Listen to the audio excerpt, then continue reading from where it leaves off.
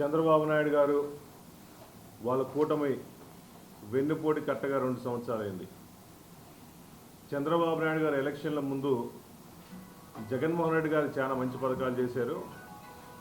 చేసిన పథకాలు కాకుండా కొత్త పథకాలు ఇంకా చాలా చేస్తాము, ముఖ్యంగా సూపర్ 6 ఇస్తామని చెప్పేసి, అంతకుముందు చంద్రబాబు నాయుడు గారు వేరు ఇప్పుడు వేరని చెప్పేసి ప్రజల్ని నానా రకాలుగా మభ్యపెట్టి, నేను చంద్రబాబు నాయుడు మారానో మరొక్కసారి నాకు అవకాశం ఇవ్వని చెప్పేసి రాష్ట్ర ప్రజలందరినీ మోసం చేసి ఎలక్షన్లు అయిన తర్వాత చంద్రబాబు నాయుడు గారు పోట్లు పుడుస్తానే ఉన్నారు. చంద్రబాబు నాయుడు గారికి పోట్లు కొత్త కాదు, వాళ్ళ మామగారిని పొడిచారు, ఈ ప్రజలను మళ్ళా పొడుస్తున్నారు. అయ్యా చంద్రబాబు నాయుడు గారు ఎలక్షన్లప్పుడు సూపర్ 6 పథకాలు ఇస్తామని చెప్పేసి రాష్ట్రంలో మహిళలందరికీ 18 సంవత్సరాలు దాటిన ప్రతి ఒక్కరికి ఆడబిడ్డ నిధి ఇస్తామని చెప్పేసి ప్రతి నెలకి 1500 రూపాయలు ఇస్తామని చెప్పేసి ఎలక్షన్ల ముందు చెప్పి, ఇప్పుడు ఒక్క మహిళకైనా 18 సంవత్సరాలు దాటిన ఒక్క మహిళకైనా 1500 రూపాయలు ఇచ్చారా లేదా? ఇంతవరకు ఒక్కరికి కూడా ఇలా. రాష్ట్రంలో 20 లక్షల పైన ఉద్యోగాలు ఇస్తామని చెప్పేసి నిరుద్యోగులందరినీ మభ్యపెట్టి, బాబు గారు వస్తే జాబ్ కన్ఫామ్ అని చెప్పేసి ఎలక్షన్ల ముందు మాటలు చెప్పి, ఎలక్షన్లు అయిన తర్వాత ఈ రాష్ట్రం మొత్తంలో ఉన్న నిరుద్యోగులందరినీ వెన్నుపోటు పొడిచింది వాస్తవం కాదా? నిరుద్యోగ బుద్ధి కల్పించాలని చెప్పావు, ఉద్యోగాలు ఇవ్వకపోతే నిరుద్యోగ బుద్ధి కల్పిస్తామని చెప్పావు. 3000 రూపాయలు ప్రతి ఒక్కరికి, ఈ రాష్ట్రంలో ఎంతమంది నిరుద్యోగులు ఉన్నారో వాళ్ళందరికీ 3000 రూపాయలు ఇస్తామని చెప్పారు. మీరు చెప్పిన క్యాలిక్యులేషన్ ప్రకారం ప్రతి కాన్స్టిట్యుయెన్సీకి సుమారుగా 10,000 నుంచి 12,000 మందికి ఉద్యోగాలు కల్పించాలి. కల్పించిన పక్షంలో ప్రతి ఒక్కరికి 3,000 రూపాయలు డబ్బులు ఇవ్వాలి. ఒక్కరికైనా ఉద్యోగం కల్పించలేదు, 3,000 రూపాయలు నిరుద్యోగత కల్పించలేదు. మీరేమో ఎలక్షన్లు అయిన తర్వాత సూపర్ 6 సూపర్ హిట్ అని చెప్పేసి ప్రతి గ్రామాల్లో మీటింగ్లు పెట్టేసుకొని డ్యాన్స్లు వేసుకుంటూ సూపర్ హిట్ అని చెప్పుకుంటూ పేపర్ పబ్లిసిటీ, టీవీ పబ్లిసిటీ తప్ప ఈ రాష్ట్ర ప్రజలకి ఒకరికన్నా న్యాయం చేశారా మీరు? అదేవిధంగా ఈ సూపర్ 6లో ముఖ్యంగా ఇంకోటి ఫ్రీ బస్ అని చెప్పారు. ఈ రాష్ట్రంలో ఎక్కడి నుంచి ఎక్కడ తిరిగినా ఫ్రీ బస్ అని చెప్పారు. కానీ ఎలక్షన్లు అయిన తర్వాత 6 నెలల తర్వాత కొన్ని బస్సులకి అని చెప్పేసి కొత్త బస్సులు వేయకుండా 5 బస్సులకు 6 బస్సులు కేటగిరీలు అని చెప్పారు. మళ్ళీ ఇప్పుడు ఈ మహిళలందరూ ఫ్రీగా తిరిగేస్తున్నారు, వీళ్ళకి ఇంత ఫెసిలిటీ కల్పించకూడదని చెప్పేసి ఈ రాష్ట్రంలో ఉన్న ఆర్టీసీ డిపోలన్నింటినీ ప్రైవేటీకరణ చేస్తూ జీవోలు ఇస్తూ కొత్తగా వచ్చే ఎలక్ట్రికల్ బస్సుల మీద ఫ్రీ బస్సు లేదని చెప్పారు. అంటే బాబు గారు ఎవరిని వదలట్లా, నిరుద్యోగులు వదలట్లేదు, మహిళలను వదలట్లేదు, గ్యాసులు ఇస్తామని చెప్పాడు.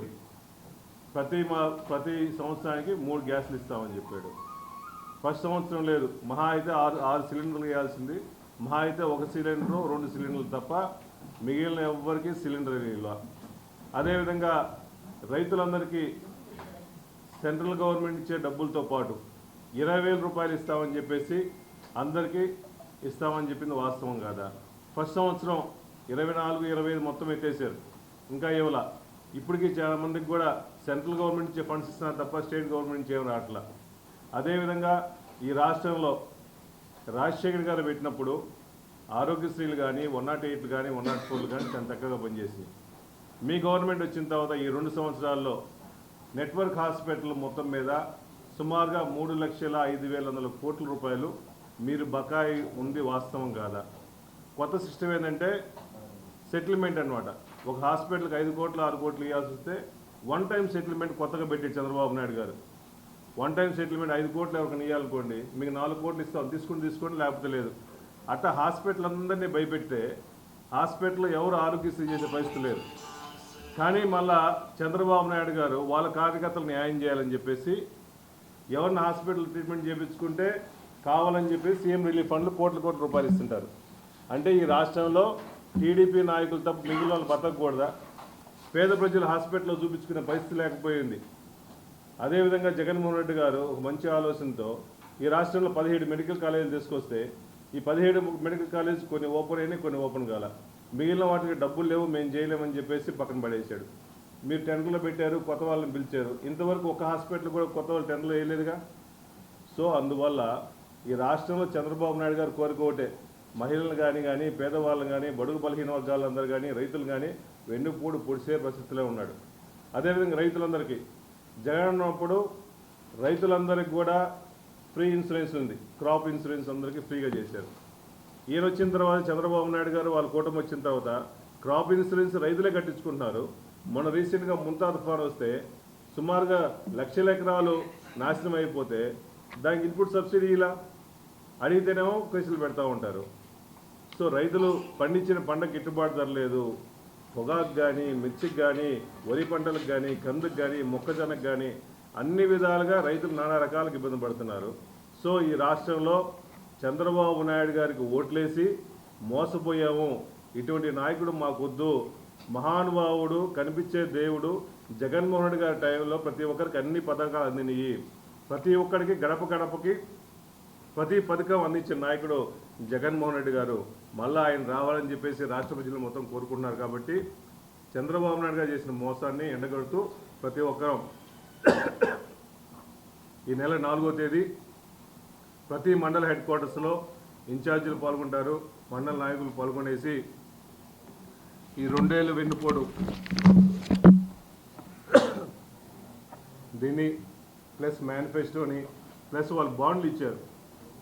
చంద్రబాబు నాయుడు గారు, పవన్ కళ్యాణ్ గారు బాండ్లు ఇచ్చేసి ఈ బాండ్లు కూడా అన్ని ఊర్లు పంచిపెట్టండి, నాయకులు సంతకాలు పెట్టండి, మీకు అన్ని పథకాలు ఇస్తామని చెప్పేసి మోసపోట్లు మాటలు చెప్పారు. కాబట్టి ఇవన్నీ 4వ తేదీ చించి తగలబెట్టే కార్యక్రమం ఉంటుంది. కాబట్టి అందరూ వైఎస్ఆర్సీపీ క్యాడర్ అందరూ పార్టిసిపేట్ చేయాలని కోరుకుంటున్నాము. అదేవిధంగా ఈ నెల 8, 9 తేదీ రైతులు కానీ, మహిళలు కానీ, పెద్దవాళ్ళు కానీ అందరూ కలిసి రౌండ్ టేబుల్ సమావేశం పెట్టేసి అందరికి కూడా చంద్రబాబు నాయుడు గారు చేసిన మోసాలని కూడా పవర్ పాయింట్ ప్రజెంటేషన్ చేసి అందరికీ తెలియపరుస్తాము.